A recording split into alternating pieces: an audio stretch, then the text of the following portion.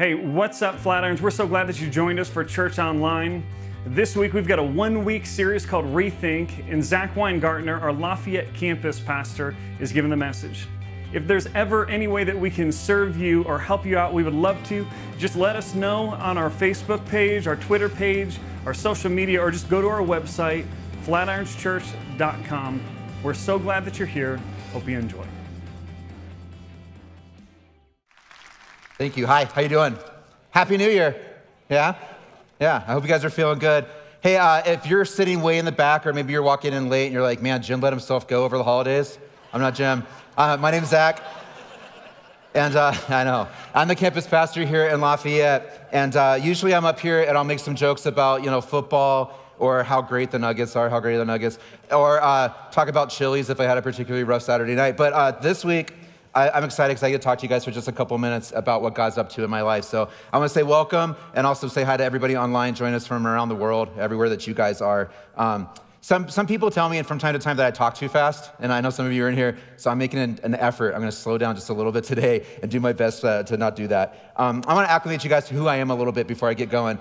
Friday night, my wife and I celebrated our 16th wedding anniversary. My wife's name's Josie. I know, 16 years. Crazy. And my wife's wonderful. Josie is the most patient, kind, loving human being in the world, and I can't claim to always be that, so I'm really lucky. We have 3 kids. This is them. That's Emmy on the left, Smith's in the middle, and Zane's on the right, and I love them. I never knew I could love a human being like I love these kids, and they also drive me absolutely crazy. So that's our kids. We have a really great life, a really imperfect life, but a really great life, and I love that God gave me this life.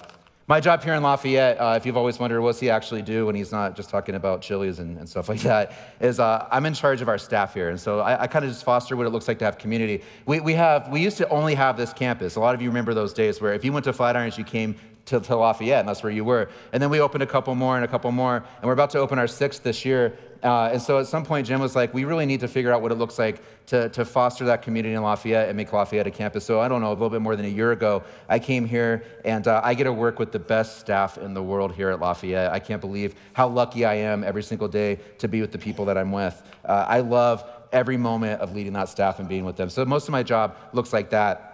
I also do some weddings, I do some funerals, and I say over the last season, funerals have become something that I do more and more, and I did about 15 of them last year. We just had one this week for somebody that I really loved, that was a really amazing woman, and they're hard, but they're really good. And one of the things I tell you is that I've grown and changed so much in this last couple of years as I started doing funerals because of your families. So those of you out there that I've gotten the pleasure to work alongside with on those, your families, your stories out of those people's lives that you lost have continued to change the way that I look at the world. I have this new appreciation and understanding what Jesus meant when he sat down and looked at his followers and he looked them in the eye and said, "You are the light of the world." He said, "Let your light shine before men that they may see your good deeds and praise your Father in heaven." And over again, as I serve families and walk alongside them, I see the light that those people leave, and it changes me. And it changes me a lot. So today, they asked me to bridge us between these 2 series, like Jim said. And so if you haven't been around for a little bit, or maybe you're brand new, I just want to catch you up to what we've been doing, because for the last several series, we've been looking at one specific moment in Jesus' ministry. So Jesus was just walking with his friends one day, and he climbed a mountain, and he gave this, maybe it'll take you 5 to 7 minutes to read sermon, where he just highlighted a bunch of stuff about real life. And it doesn't take that long to read, but when you really sit down and think about it, and what Jim and Ben have been unpacking for us, and they've done such a good job, is that when you look at the words he used and the language he spoke them in, when you look at the culture he was talking to, new meanings and new avenues open up and new stuff happens where you start to understand it in a brand new way. And so we've been looking at these words that Jesus spoke so long ago that still for us today, as we hear them and see them, it changes the way that we understand our own lives, and it's been really, really eye-opening. And I'll get back to that in a second. But next week, like Jim said on his video, he's kicking off a series that we affectionately call a man series around here. And if you've been around for any length of time, I don't know if it averages maybe about once every 18 months or so, Jim's kicked one of these off, where he spends his energy and his teaching time really honestly challenging men. And when he first started on that path, I'm just going to be honest, it was a little bit threatening to me. They don't put a guy like me on a brochure for manhood. I'm just being honest. I don't hunt. I don't fish. I like sports, but I'm not good at them. I shot a gun one time. I wasn't going to tell Jim this, so if he hears this, don't let him know. But I shot a gun one time, and it hit me in the face. I never did it again. and I probably won't. But that's okay, because here's what's true. I constantly want to do this. I want to be rethinking the man that I am. The husband that I am, the father that I am, the stuff that I get right and the stuff that I get wrong, and I want to be better at those things. And so for me, I lean into these series because it matters that much. And I want to say this on the other side of the whole thing, because from time to time I have this conversation. These man series, they're not at the expense of women. And I want to be really clear on that. What Jim's goal and aim in this series is that my brokenness as a man, all the places that I fall short as a man, guess who gets that first? My wife, right? She's the first person that experiences that, and then my kids, and then unfortunately everybody else in my life. But the truth of it is that as Jim teaches us men how to biblically chase after what God wants for us, that's at the benefit of our entire church, it's at the benefit of every single one of our families, and it's a really, really good thing. So I just want to say this, biblical principles aren't just for men, they're not just for women, they're for everybody. So over these next 6 weeks as Jim's teaching us, I really want to say this to both men and women in the room, it's going to be a really, really rich 6 weeks, and I can't wait for it. So I hope you guys will be joining us, it's going to be so good. But so today, as I bridge this, the reason we call this Rethink is really this. Jim accidentally called me young. You guys catch that? That was great. I'm 40. I'm not young. That's great. So I'm a middle-aged teacher. But all of the campus pastors who are young, they are young and handsome. And if they're watching online, I don't like you. But we got together and we sat down and we started talking about the Sermon on the Mount, the stuff that we'd heard taught, the stuff that hit our hearts in new ways. Or maybe it was something that I thought I'd already rethought, but then I heard it taught and I had to think about it again. I had to rethink it a whole new way. And we started just kind of throwing out some ideas, talking a little bit, and we were reevaluating constantly what was going on in our life. Or as Jim asked me, he looked at me and he said, what impacts you from Jesus' words, and where did that come from upstream in your life? And here's what he meant. What's the origin of the stuff in my life that I know I wish was different? And honestly, guys, as soon as I heard that we were going to kind of pick something out from those teachings, I was a little bit scared because I knew immediately what it had to be for me. And it's the topic of anger. And for me, it's for a lot of reasons, but I just want to unpack a few of them. The truth is that I've always had a short fuse, and sometimes I still do. I grew up as a kid, I grew up in San Diego, and maybe you have some stereotypes of what people from San Diego are like, and I fit almost all of them, and that's okay. I don't mind. But the one that I really fit is I'm pretty laid back. Like I can sit around and I can talk about skateboarding or surfing, or I can watch skateboarding movies all day. I can talk about just baseball and have fun, and I don't mind just going with the flow. If somebody says we're going to do this thing, most of the time I'm cool with it until I'm not, right? I hit a breaking point and then something happens in my heart that I don't like. And growing up, I got into trouble a lot. I didn't get into trouble the way where I would lose my temper and get a whole bunch of fights or anything like that. But if you've been around here for any amount of time, this probably won't surprise you, but I love to interrupt class and tell jokes. And I would mock the teachers. If you're a teacher in here, I'm so sorry. I still feel every single day I think about it, it's awful. But I would do that, and the teachers were like, if you just be quiet, I'll give you 2 minutes at the end of class. It's that old story. That was my life growing up. And I did that over and over again. And this might not surprise you either, but when I was passionate about something like football or something like that, I could run my mouth a little bit and get into some arguments that way and keep going and going. I get my friends and I in trouble when we get kicked out of places skateboarding, whatever that might look like. I got my entire 7th grade class sent to the principal one time. The entire class. It was really awesome. But this is the kind of kid I was. My favorite thing to do was to get two people mad at each other and then walk away and watch what happens. I know, it's terrible. It was really fun, though. I didn't know Jesus. Spoiler alert. Some of my only memories from elementary and middle school really are those moments, whether I started a verbal or physical fight, but all that stuff came from the same root, my temper. It was all my temper. I grew up a little bit. I have 2 sisters who probably have horrific stories. I don't want to hear them, but I grew up a little bit. They might say I didn't. And in college, I went up to college in Greeley, and I was an 18-year-old, and I discovered Jesus in my dorm room reading the Bible one night. It's a longer story that I'll tell another time, but at that moment, my life didn't completely change. I didn't wake up the next morning and have a suit on and go out and spread the word. That wasn't what my life looked like. But I had this moment where I understood that Jesus is real. And so I got into a little bit more trouble. I'm not going to lie, the next couple of months maybe were some of the worst months I had in my life because I had this brand new pull where I knew something was supposed to be different, but I didn't know how to do it. But here's what I realized. I realized at that moment that life doesn't have to look like it did right then all the time. I didn't have to always be causing trouble. I didn't always have to be the funniest person in the room. I didn't always have to be doing something crazy. And over time, all this stuff has morphed, and my anger is different than maybe it used to be. I feel like I can deal with a lot more now. I'm about 20 years into following Jesus, but the breaking point always eventually comes. Because that fuse is probably still just as short, but I think the metaphor here maybe is this. It's harder to light it, but once it's lit, it pops. And here's the truth. My family are the ones who deal with it the most. They get the brunt of it because if I'm holding in something from work, I don't go into Jim's office and start yelling at him because I'm not dumb, right? You've seen him, right? But also, I'm an adult who wants to keep my job. I know. I want to keep my job, and I have to learn how to be more mature in that stuff. But here's what happens. I stuff it down. I take it home with me. And eventually, something really dumb, like my kids arguing over Monopoly, or my kids disobeying me over a video game, or something really dumb like that makes me lose my mind. Or maybe this, a car changes lanes in front of me without using their turn signal, and I lose my mind. If you do that, come explain it to me. Why would you do that? I don't get it. But it's a trigger for me, and all of a sudden I find myself in my car screaming, and I don't understand where it came from. And here's the truth. I always pick really bad times for it, and it's usually in public, right? I don't know if anybody can relate to that. Sometimes it's around sports, whether it's playing basketball. I got kicked out of the UNC intramurals, 1996. I'm super proud of it. I'm not proud of that at all. I got kicked out of the YMCA when I was a youth pastor because I got into it with the ref, like stuff like that. That's just like, what is wrong with you, right?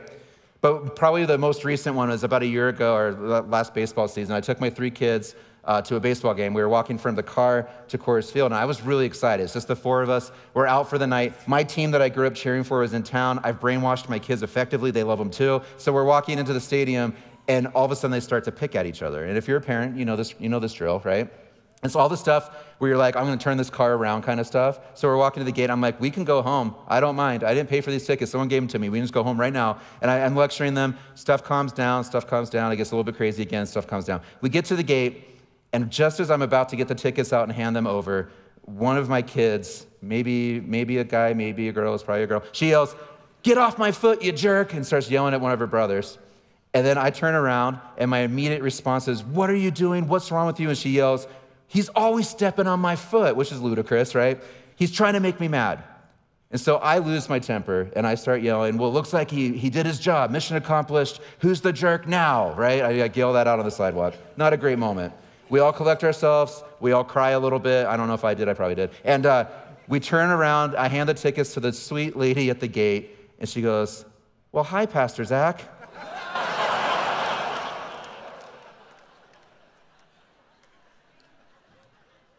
It was a great moment in life, and I'm sad to say there's a very true story. But here's what's even worse than those kind of moments. It's the moments at home when I turn minor disagreements with my wife into cold shoulders or slammed doors or sleeping on the couch or whatever that might look like. Because of this, it's easier to do all of that than to confront whatever it is that I'm compensating for. I'm trying to be a little bit maybe over vulnerable with this because this is what I really believe. Whether it's anger for you or something else, I believe that every single one of us in this room today has a version of this that we're trying to figure out. We're trying to figure out why it is that we trip over that thing over and over again.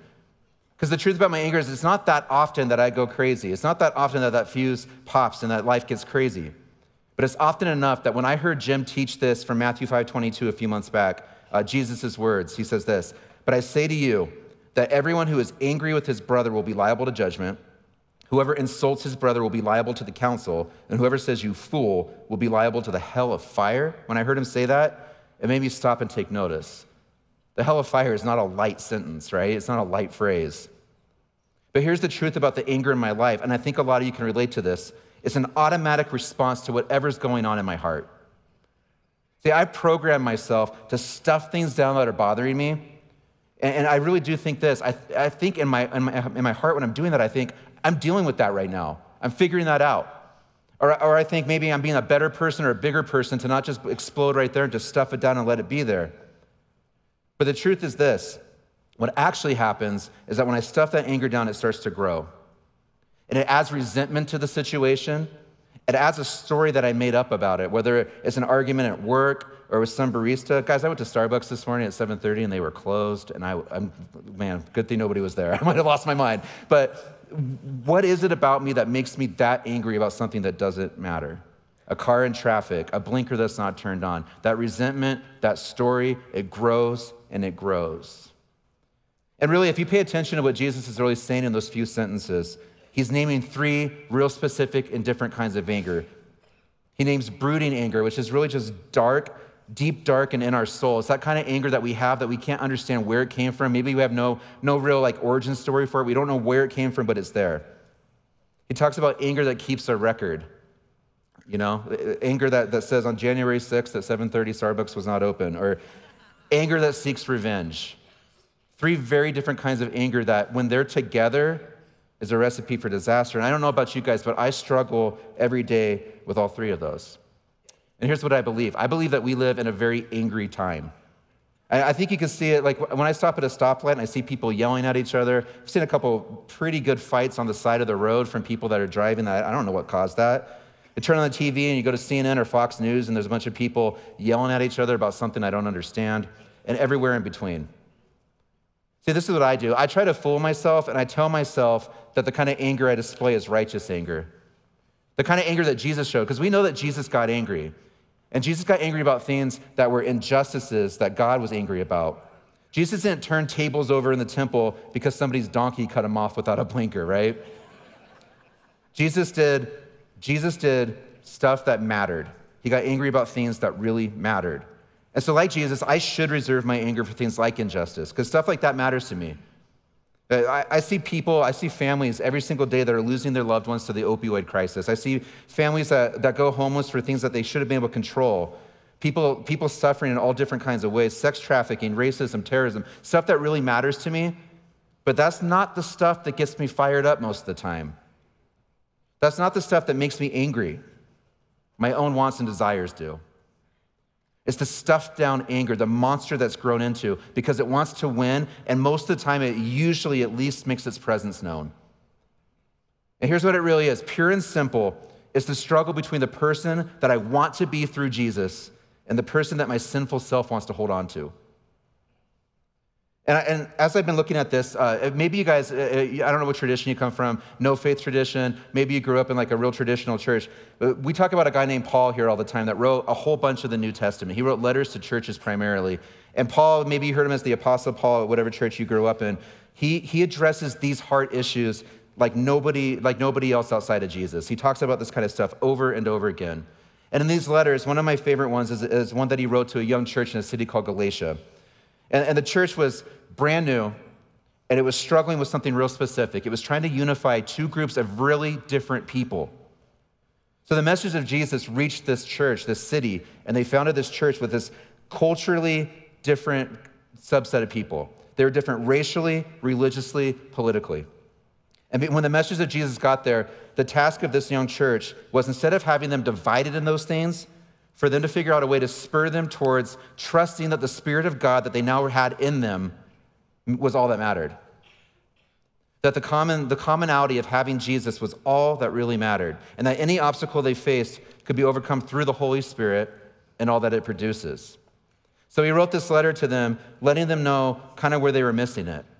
And he says this, he says, now the works of the flesh are evident.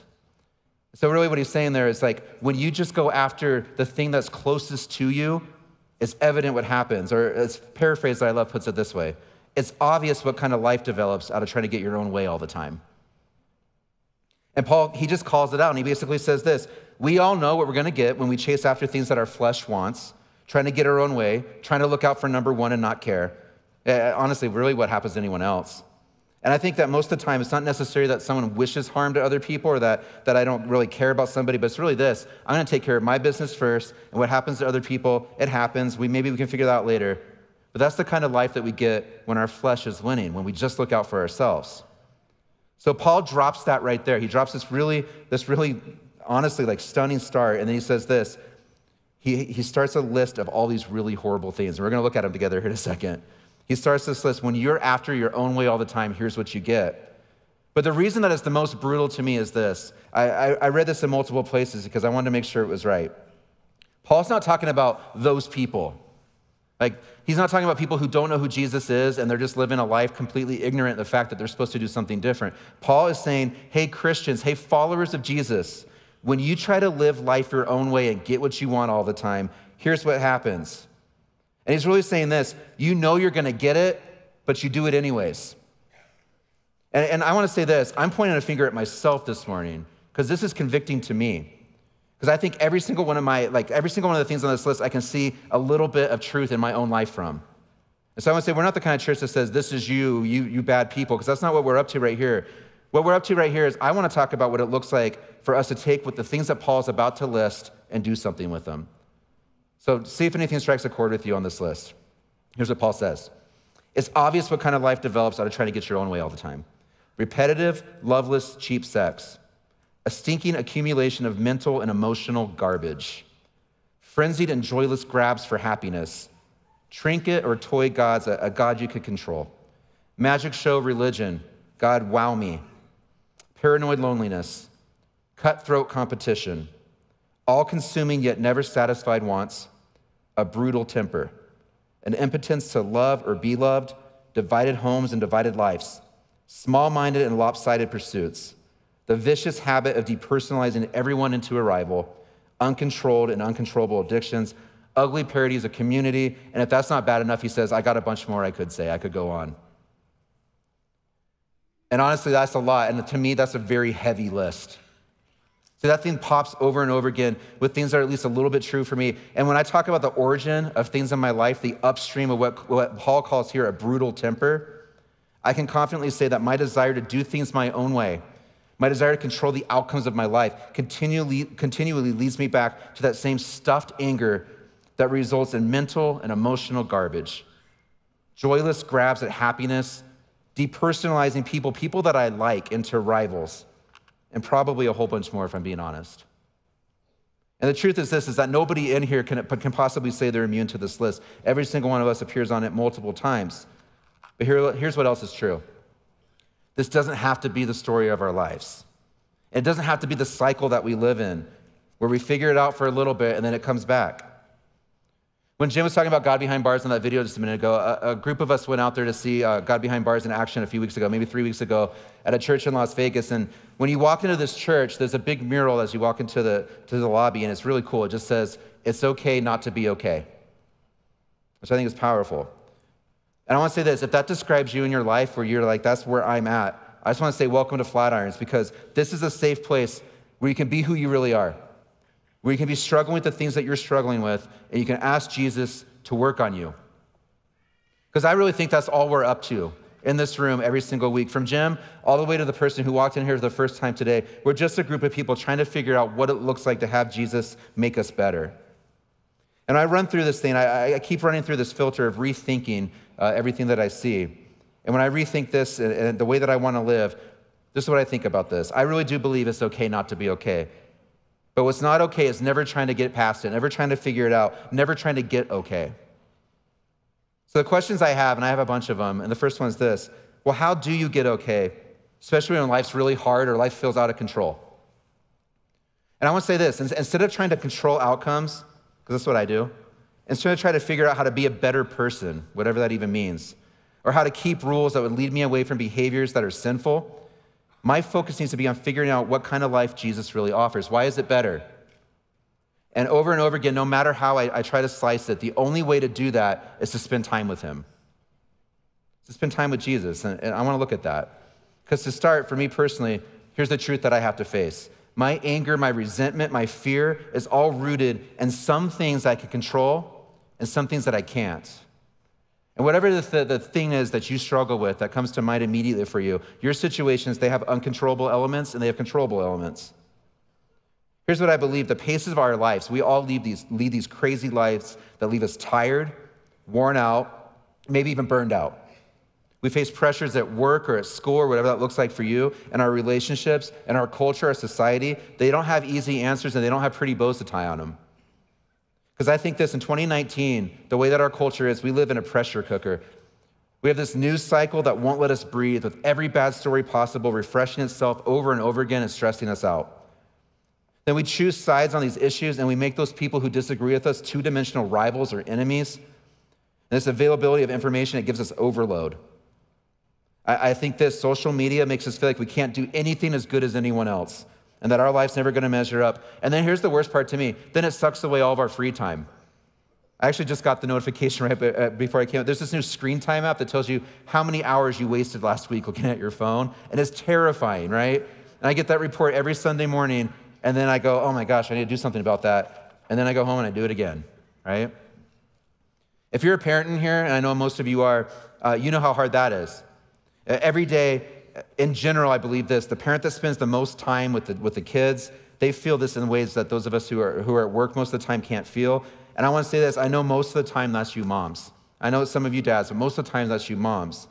And you're juggling all the stuff that you already do, whether it is that you work outside the home, you're making sure that all the kids get where they're supposed to go. You're doing all the stuff that you do, and it's tiring. And then the kids don't appreciate it, and then you're frustrated. And then the person who comes home, whether it's your husband or wife, they come home and they don't understand. And it's just tiring, and it's a cycle, and it just leads to burnout. I'm in awe of what moms are able to do. My wife goes away for like 4 hours, and I'm crying. Like, it's unbelievable.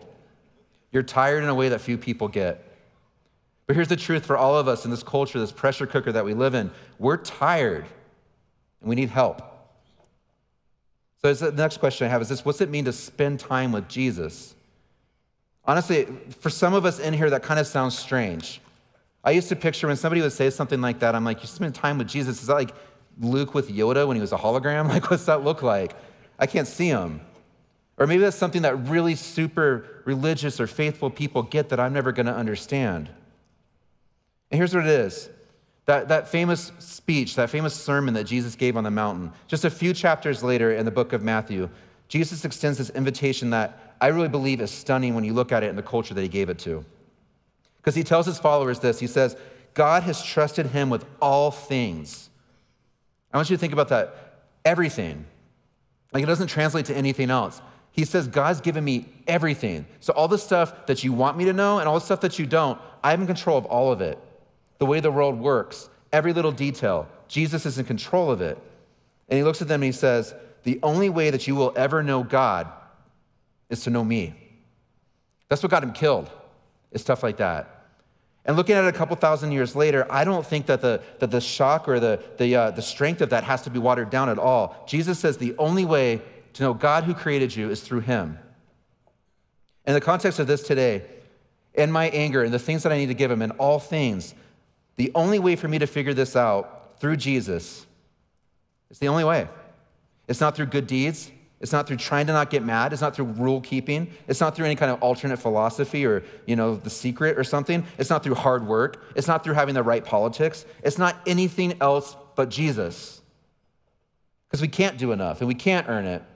But for some reason, the way that I'm wired, I don't know if it's our culture, it's just me, I continue to jump on that hamster wheel of running and thinking if I just run hard enough, fast enough, or the right way, maybe I'll figure this out on my own. But Jesus couldn't be any more clear. And he follows it up with this next thing that he says. He looks at his followers and he proclaims something that is actually life-changing. And I believe this, as he looked at them in the eyes, he called them the light of the world. He's just really saying this. He's saying, you carry me with you everywhere you go. So when you encounter darkness, you have the light of Christ in you. When you go up against something that you can't figure out, I'm with you. And then he goes fast forwards, and I really believe this, through space and time, he's looking in the eyes of you and I today. And he sees our tired, weary, broken souls, and he invites us into what he's up to, and he says this. He says, are you tired? Are you worn out? Are you burned out on religion, which is just keeping rules? He says this, come to me. Get away with me, and you'll recover your life. I'll show you how to take a real rest. Walk with me and work with me. Watch how I do it. Learn the unforced rhythms of grace. I won't lay anything heavy or ill-fitting on you. Keep company with me, and you'll learn to live freely and lightly. Freely and lightly. So what's that mean? What's it mean to go to Jesus and to be with him? Because here's what it's not. It's not a religious box checking of reading the right Bible verses at the right time of day in the right order. And it's not some spiritual mumbo jumbo. It's not some code word. It's not saying the right prayer at the right time. Here's what I think it is. I think it's not as much of a mystery or as difficult as we make it. Here's what I believe Jesus is inviting us into in that passage. I believe this. It's surrender where we wish for control. We give up so much, but we get so much more back. It's a peace, it's real rest, where we're tempted at anger or lust or excess drink or whatever that thing is for us. And instead of trying to swim against the current of the world alone and saying, I can figure this out, Jesus invites us into what he calls the unforced rhythms of grace. It's an invitation to seeking mercy and grace in place of those automatic responses that we've programmed into our lives.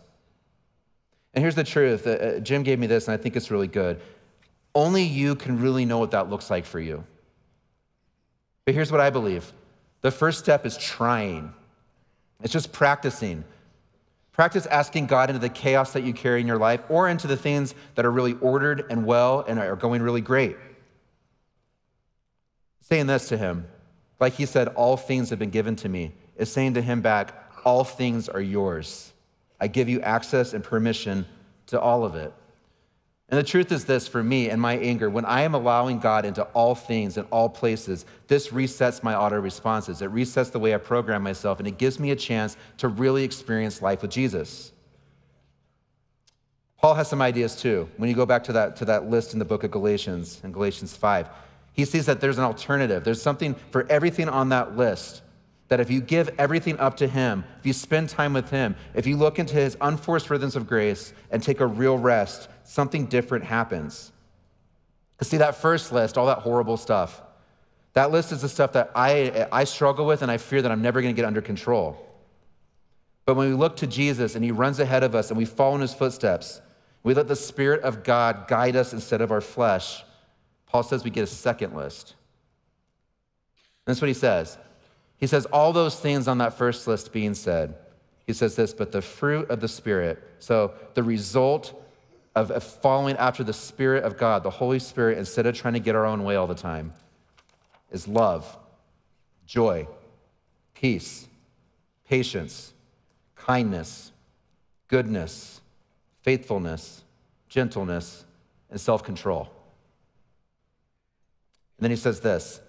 He says, those who belong to Jesus, who say, Jesus, you can have it all. I need you, can defeat sin by his death and his resurrection and replace the desires and actions of that first list with the second one.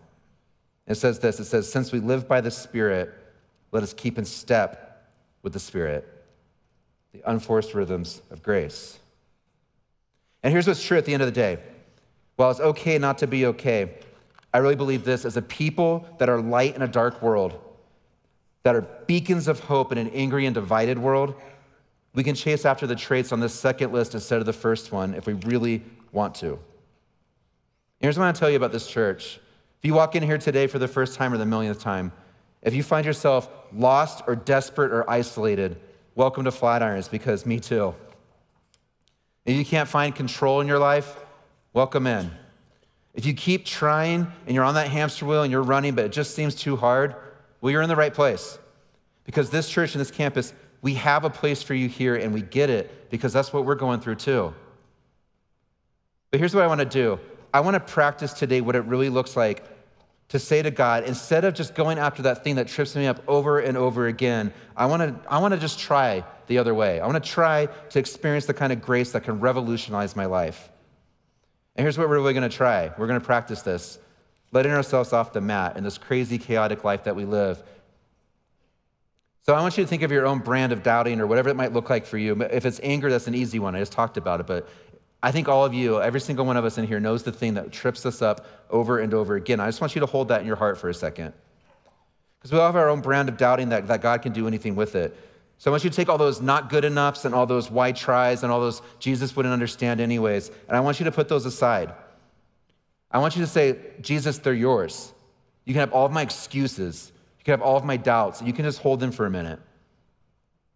And I want you to ask God into that moment and say that I want something different. I want to be with you. I want to learn the unforced rhythms of grace and follow after you instead of following after the thing that I want most right here, my flesh. This is what it is. It's practice. Because sometimes we feel like I'm doing that and nothing's working. And I don't know why. And it doesn't make any sense. But it's just another rep. It's another time to try. It's another practice to go after it. And you just try again. You ask him to do it again. And then you seek help. I really believe this. When you surround yourself with people that make you remember who you want to be, life gets better. When you're around people who give you an example and you can follow them along and they're walking right there with you, trying to figure out the unforced rhythm of grace and what that even means, life is better. And I just have 4, maybe 5 things that I want to leave you with walking out of this that you can say immediately you can go after one of these 5 things. The first one is this. We have something here on Friday nights called Shift. And if you've never heard of Shift, one of my heroes, Lisa, who's just unbelievable, she has a team that creates this place for anyone with any struggle. And I was talking to her about this week, and she said, there's a reputation that Shift on Friday nights is just for people who struggle with chemical issues, and that's not true.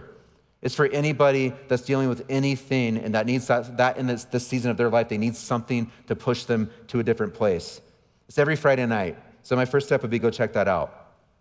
The second one is this. If you're a student, maybe you're in middle school or high school, and you're in this room and you want something better for your life, but you don't really know what that looks like or how to do it, I would tell you that you need to be at youth ministry. You need to be, Tuesday night is high school, and right now at 11 o'clock is middle school over there on the other side of the building. And that's the place where Lindsay and her team have created an environment that gives you the acceptance and the space that you need to figure out what it is that Jesus is saying to you as a teenager today. The third one is this. My small group has changed my life. And I know in this last season, I've heard really amazing stories of all the things that small groups are doing in people's lives.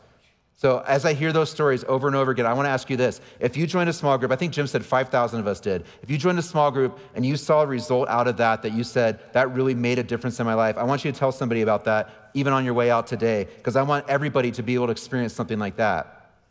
Online, we have groups online too. You can go check those out and figure out what that looks like. And I want to say this too. If you joined one and you had a bad experience, because I know that happened, I just want to encourage you. That was everybody else's fault. That wasn't your fault. So try again. Yeah? That wasn't you. And I have another one. It's volunteering. Traditionally here, most people I know met some of their best friends through volunteering, whether it's on guest services with Mick and her amazing team, facilities with everything that they're doing over there. Or I have 2 specific opportunities. One is that next week on Saturday at 6, the kids ministry is doing a training right over here in the school space, and they'd love to have you there. And then I have another one. Our student ministry needs men. They have an amazing program, but they have a bunch of dudes that come from homes without dads, and they're struggling. They need men who are willing to step up in this season and go after something with them. So if that's something that strikes a chord in your heart, you can jump online and find a way to contact them, because our student ministry is looking for qualified men who want to get in there and just say, let's do this together. You want to know what qualifies you? You love Jesus and you're trying. And my last thing is this. Next week, when Jim starts this man series, men and women, it's going to be challenging. And so maybe you're in here for the first time today and you limped in here and you really don't know what's going on, but you know that you want something different. And I would say, before you even try anything else, just come back. Come back next week and ask God to do something in your heart and life that will blow you away. But if nothing else, if you're like, I'm not ready for any of that, that's okay. I want to leave you with this. Jesus this morning, right now, he invites us into his way. It's a restful way. It's a patient way. It's this grace that has a rhythm, an unforced rhythm, and over time it makes sense. And we start to feel the beat of what it really looks like to walk in it. And then we start to step with it, and we understand that grace. And as we walk with Jesus and we understand that unforced rhythm of grace, this is what it does for us. It makes us loving, joyful, peaceful, patient, kind, faithful, gentle people who exhibit self-control. And it changes everything. Changes everything. We're going to sing another song together. I'm going to pray. If you guys would stand up with me, I just want to thank you guys for being such a gracious and kind church, and I'm going to pray for us this morning. God, I'm so thankful this morning as we walk into this room that you're up to something in each one of our lives. And God, some of us came in here expecting it and some of us didn't, but I know this. God, in all those automatic responses and all those places that I've programmed something into my life where I think I know what I'm going to get and I'm trying to control it, I'm so thankful that you instead answer with Jesus. You look into those parts of my life that aren't okay. You look into those places where I choose that stuff from the first list and I chase after that because it's easy. And God, you answer it with Jesus, who says, come to me. He teaches me to walk with him in this unforced way. I get to choose it. But God, as I walk closer and closer, I start to understand what this beat looks like. what this grace looks like. And God, I pray this morning that as I try to chase after what it really looks like to replace everything from that first list with all the stuff from the second one, God, I just thank you that Jesus is the kind of God that loves me in a way where I get to exhibit joy and patience and kindness and goodness and faithfulness. And God, that ultimately it leads to a place where I get to understand what it means to be controlled. And God, I thank you that Jesus is that kind of Jesus. And I pray that this morning, as we walk out of this place, that as we understand that all things are his, that we would allow you to have them. And I pray this in Jesus' name, amen.